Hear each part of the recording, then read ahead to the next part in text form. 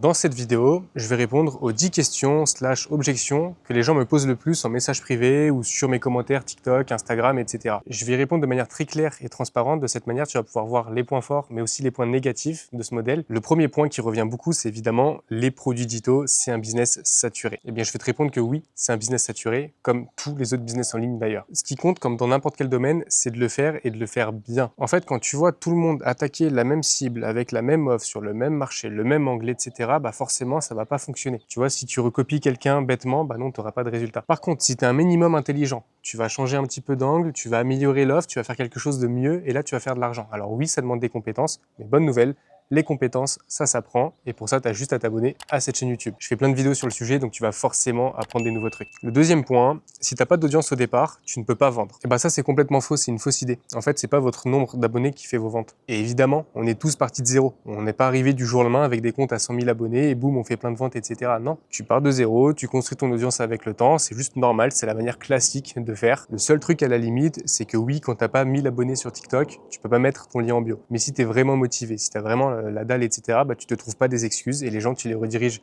sur Instagram, tu les rediriges par message privé et là, tu peux leur vendre. Donc les gens qui disent oui, j'ai pas 1000 abonnés, j'ai pas 50 000 abonnés, etc., c'est juste des excuses parce que c'est des gens qui sont feignants, qui n'ont pas envie de faire le travail d'aller vendre leurs produits. Et d'ailleurs, avoir 1000 abonnés, ça doit te prendre que quelques jours, voire une semaine, 2 semaines, allez, 3 semaines grand max si tu es débutant. Troisième point, tu dois être expert dans un domaine pour vendre ton produit. Alors là, je vais te répondre oui et non. C'est un peu une réponse de merde.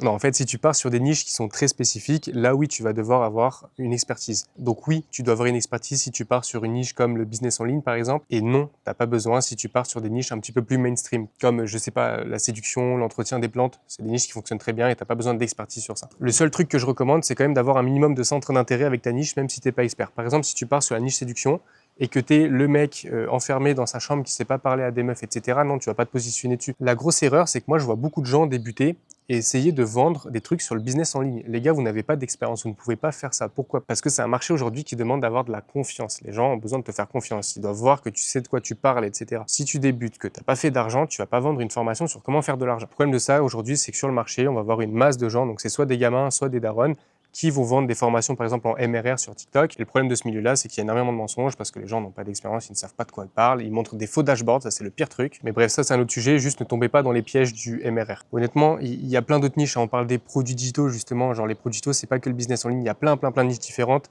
Si tu n'arrives pas à trouver la tienne, si tu n'as pas d'idée, tu peux regarder, je te mets une vidéo dans la description de celle-ci. Je te partage 10 niches qui sont incroyables à lancer cette année en 2026. Donc vraiment, regarde là, tu trouveras forcément des idées. Le quatrième point, c'est personne n'achète d'e-book aujourd'hui. Alors c'est vrai. Et d'ailleurs, les produits digitaux, c'est pas forcément un e-book. Ça peut être une mini-formation, ça peut être un guide, ça peut être des ressources en ligne à télécharger, ça peut être plein de choses. Pas forcément un e-book. Mais les gens, ils s'en foutent d'acheter un e-book ou une formation. J'arrête pas de le répéter, les gens, ils achètent pas un e-book, ils achètent une solution. Tu dois leur vendre la transformation. C'est là que tu vas faire des ventes. Si forcément tu essayes de vendre ton e-book qui fait 45 pages, bah forcément ça fonctionne pas. Alors que si tu vends la transformation à la personne, que tu la fais passer du point A au point B, bah forcément là tu vas vendre, c'est ce qu'elle veut. Elle a une situation actuelle de douleur, de problème, etc., qu'elle n'a plus envie d'être dedans, elle veut passer dans l'autre situation, elle sait pas comment faire, boum, toi t'es le pont entre les deux. C'est juste la base du business en fait, c'est un échange de valeur. La personne elle veut aller de l'autre côté, toi tu as besoin d'une certaine ressource, en l'occurrence ici c'est de l'argent, et bah boum, elle te donne de l'argent et elle passe de l'autre côté. Donc, les gens s'en foutent de la forme que tu vas leur délivrer. Il faut juste leur prouver que tu peux les faire passer du point A au point B. Donc pour répondre à la question, si évidemment les e-books ça fonctionne toujours, mais pas si tu vends un e-book et pas si tu le vends bêtement et pas dans certaines niches non plus. Alors le cinquième point, il est un peu étonnant si on peut pas vivre de ça. Bah là, je sais pas, je pense qu'il y en a qui ont peut-être un petit peu de la merde dans les yeux. Sur les réseaux, on voit que ça, des gens vivre des business en ligne, de vendre des produits sur Internet. Mais en vrai, pour répondre, je vais être cash. Si t'es un branleur, non, tu feras pas d'argent, tu n'en vivras pas. Par contre, en suivant la bonne méthodologie, tu peux faire tes ventes, genre vraiment en quelques jours, quelques semaines, tes premières ventes, tu les feras, ça c'est obligatoire. Et pour donner un petit peu une ordre d'idée, j'ai déjà partagé les résultats, tu peux en avoir aussi dans ma story Instagram. Les débutants qui commencent avec mon coaching, et ben c'est très fréquent qu'ils fassent entre 1000 et 3000 le premier mois. Donc ensuite, ça évolue et puis au bout de 6 mois, ils peuvent atteindre les 5000 € par mois. Et là, à partir de 5000 € par mois, pour moi, tu vis ton business en ligne. Pourquoi pas en dessous? Il y en a qui vont me dire 3000 c'est suffisant. Non, parce qu'en fait, c'est de l'entrepreneuriat. On n'a pas un salaire net tous les mois. Pour donner un exemple, quand tu es à peu près dans ce genre de tranche de revenus avec un business, en fait, tu peux faire un mois à 5000, le mois d'après, tu vas faire 2000, le mois de celui d'après, tu vas faire 7000 €. Enfin, tu vois, c'est très variable. C'est pour ça que pour moi, si tu prends les 6 derniers mois et que tu as une moyenne de 4-5 000, là, tu peux dire que tu en vis en vrai. Et surtout, mettez-vous un truc dans la tête, les gars. C'est pas un jeu. Faut pas voir ça comme un plan sous. Si tu vois ça comme un plan sous, boum, tu tueras pas sur le long terme, ce sera terminé pour toi. Par contre, si tu penses comme un CEO, comme une entreprise, comment développer mon activité, etc., là, tu feras de l'argent sur du long terme. Le sixième point, c'est quelque chose qui revient très fréquemment et je peux le comprendre. C'est aujourd'hui, on n'a plus besoin d'acheter des produits digitaux à cause de l'intelligence artificielle. En fait, l'information, elle est gratuite sur Google depuis 2005. Pour autant, il y a toujours des gens qui ont vendu de l'information, faire de l'infoproduit, on vend de l'information via des produits digitaux. L'IA, ce qu'elle va faire, c'est qu'elle va te donner les mêmes informations, les informations qui sont disponibles sur Internet. Sauf qu'elle va te les donner beaucoup plus rapidement qu'avec une recherche Google, aller sur des forums, regarder des vidéos, machin. Non, là, tu as tout qui est regroupé directement au même endroit rapidement. Donc là, tu peux te dire que c'est génial, mais le vrai problème de l'IA, c'est qu'elle va te donner 10 000 réponses différentes, parfois elle va se contredire, etc. Et toi, si tu n'es pas expert sur ce domaine-là, eh ben, tu vas pas t'en rendre compte. En vrai, c'est ce que je dis à tout le monde. Prends ton domaine d'expertise. Si aujourd'hui, tu n'as pas un business, c'est ton travail, c'est tes études, etc. Pose des questions à l'IA. Tu vas être obligé de remettre un petit peu de contexte, retravailler ton prompt, parce que sinon, ça te fait de la merde. Donc en fait, le problème de l'intelligence artificielle, c'est que l'information, tu l'as, oui, mais elle n'est pas claire, elle n'est pas précise, elle n'est pas ordonnée ni structurée. C'est pour ça qu'il y a toujours des gens qui vendent de l'info sur Internet, que ça fonctionne très bien, que ça fonctionne encore très bien pour moi, sur mes différents comptes, sur mes différents produits, que ça fonctionne aussi pour les membres de mon coaching. C'est parce que non, l'IA fait pas tout. L'IA, c'est très bien, il faut l'utiliser comme un outil, je l'utilise tous les jours. Mais voilà, il faut l'utiliser vraiment comme un outil. Également, pour finir sur ça, les gens aujourd'hui ne savent pas utiliser l'intelligence artificielle.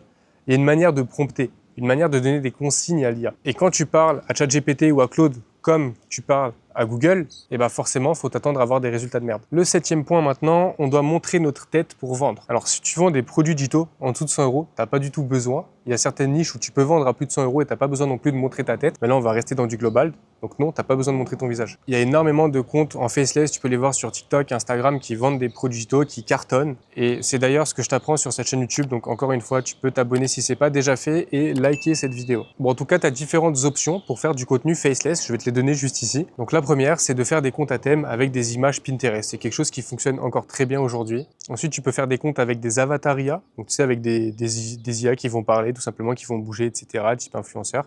Ça fonctionne aussi très bien, mais pour moi, il y a plus de contraintes aujourd'hui parce que les vidéos sont longues à générer, ça coûte cher, faut souvent refaire des retouches, etc. Donc vraiment, c'est chiant, mais ça fonctionne. L'autre option, c'est du personal branding, mais sans montrer ta tête. Donc juste, tu vas prendre ton téléphone, tu vas filmer avec la caméra arrière, tu vois, et tu vas jamais te montrer, tu vas filmer ton écran d'ordi, tu vas filmer un tableau, je sais pas. Pour reprendre un exemple du coaching, j'ai Elisabeth dedans qui fait 1 500 € sur son premier mois. Elle se montre pas du tout. Juste, elle parle, elle filme des trucs, son écran d'ordi, et ça fonctionne. Et c'est aussi d'ailleurs comme ça que j'ai commencé moi-même. Et la réponse D, une de mes préférées, c'est faire des personal brands en intelligence artificielle, notamment avec des carousels. Ça fonctionne très bien, encore une fois, j'en parle sur la chaîne YouTube. C'est aujourd'hui, moi, ce que je fais le plus. C'est vrai que je t'ai parlé plusieurs fois d'ailleurs des membres de mon coaching. Si tu as envie de le rejoindre, tu peux m'envoyer quota sur Instagram en message privé. Moi, je te répondrai le plus rapidement possible, on discutera. Alors, c'est pas sûr que tu puisses le rejoindre, mais pour la plupart des gens, généralement, il n'y a aucun problème. Ils rejoignent et ça se passe très bien. Huitième point, on doit investir beaucoup pour commencer. Bah alors non, pas du tout, parce que ce business, tu peux le faire avec 0 € littéralement. Crée ton produit digital. Par exemple, un e-book, ça va être gratuit. Le mettre en vente. Tu as des plateformes comme Beacons qui peuvent te le mettre en vente gratuitement. Tu peux faire ta page de vente, etc. C'est très bien. Et ensuite, publier sur TikTok. Bah pareil, c'est gratuit. Donc en fait, on est réellement sur un business. C'est pas comme le dropshipping en mode ouais, commence le dropshipping gratuitement. Non, on est sur un business où tu commences pour zéro, pour de vrai. Maintenant, si tu as du budget, évidemment, je te conseille d'investir dans du coaching. Pas forcément de la formation, mais du coaching. C'est ce qu'il y a de plus puissant aujourd'hui. Et avec ça, tu peux prévoir une trentaine d'euros d'abonnement à peu près pour Claude par exemple et Google Flow que j'utilise moi tous les jours pour générer les images avec Nano Banana. Donc le fait d'investir sur ces abonnements, de payer un coaching également, ça va te permettre d'aller beaucoup plus vite, de faire beaucoup moins d'erreurs. Et c'est comme ça que dès le début, tu pourras aller chercher des chiffres qui sont intéressants et pas ramer pendant des mois. Et puis finalement, tu vas juste abandonner parce que ça fonctionne pas tout de suite. Forcément, c'est vrai que quand tu es solo, que tu n'as personne sur qui t'appuyer, aller contacter, etc. Quand tu débutes, c'est quand même vachement compliqué, on va pas se mentir. Et je le sais parce que moi, j'ai fait les deux. J'ai pris des coachings, j'ai fait aussi en gratuit de mon côté. La vérité, c'est qu'à chaque fois que j'ai payé un coaching dans un domaine où je voulais évoluer, ça s'est toujours très bien passé. Et c'est normal parce que c'est toujours mieux d'avoir quelqu'un qui s'y connaît à tes côtés, sur qui tu peux t'appuyer, etc. Forcément, tu vois, c'est plus simple. Neuvième point, si TikTok te banne, t'as plus rien. C'est faux. Déjà, on va optimiser la LTV. Quand tu as déjà vendu à des personnes, tu peux leur revendre des trucs derrière. Ça, c'est si tu as fait un bon produit. Faites des bons produits, les gars, c'est important. Si la personne était satisfaite du produit A, tu peux lui vendre le produit B, puis le produit C, etc. Évidemment, il faut que tout soit complémentaire. Donc ça, c'est une première manière, si tu te fais ban, de continuer de vendre Ok, à tes clients existants, c'est même plus simple. Ensuite, si tu respectes les règles de TikTok, il n'y a aucune raison que tu te fasses ban. Ça peut arriver, c'est vrai. Moi, ça m'est arrivé une fois, j'ai perdu un compte à 20 000 abonnés. Et ben, ce qui s'est passé, les gars, c'est que dans la foulée, j'ai relancé un autre compte. J'ai eu une petite semaine de baisse sur les résultats, c'est vrai. Mais ensuite, c'est remonté directement. Donc non, le ban, c'est quelque chose qui est très rare. Et dans le cas où ça arrive, et ben, on rebondit quand même rapidement. Donc c'est pas du tout un problème. Quand votre niche, elle fonctionne, ne faites pas qu'un seul compte, multipliez sur les autres réseaux. Bref, c'est classique, c'est logique. On ne met pas tous ses œufs dans le même panier. Vous connaissez la chanson. Alors, le dixième point, je sais pas quoi dire, les gars, c'est j'ai pas le temps. Si c'est un truc que tu te dis actuellement, juste va dans les paramètres de ton téléphone, tu vas dans temps d'écran et tu regardes cumulé sur la semaine combien tu as de temps d'écran sur TikTok, Instagram et YouTube. Moi, je pense que tu as le temps, on a tous le temps, c'est une putain d'excuse, c'est juste que tu ne le prends pas ce temps. Parce que quand tu rentres chez toi des cours ou du travail, tu préfères scroller comme ça ou être devant la télé ou jouer à la play plutôt que de bosser sur ton avenir. Et tu vois, je vais même aller encore plus loin que ça. J'ai Corinne qui fait 1 300 € sur son premier mois. Les gars, Corinne, elle a 9 enfants, s'il vous plaît. Je sais pas si vous vous rendez compte du temps que ça lui prend. Elle a 9 enfants. Et malgré ça, elle fait 1 300 € sur son premier mois. Elle vend régulièrement. Elle a une offre à 200 €. Ça part très bien. Donc ça, pour moi, c'est juste une excuse. Surtout qu'une fois que le business il est lancé, ça va te prendre 10, 20, 30 minutes maximum par jour d'entretien. Et si tu es bien organisé, ça peut te prendre juste 5 minutes le temps de faire tes publications, quoi. Donc, du coup, j'ai fait d'autres vidéos sur la chaîne qui t'expliquent comment te lancer. J'espère que celle-ci t'a plu. Tu peux liker, t'abonner également et aller voir mon Instagram si tu veux qu'on discute, il n'y a pas de souci.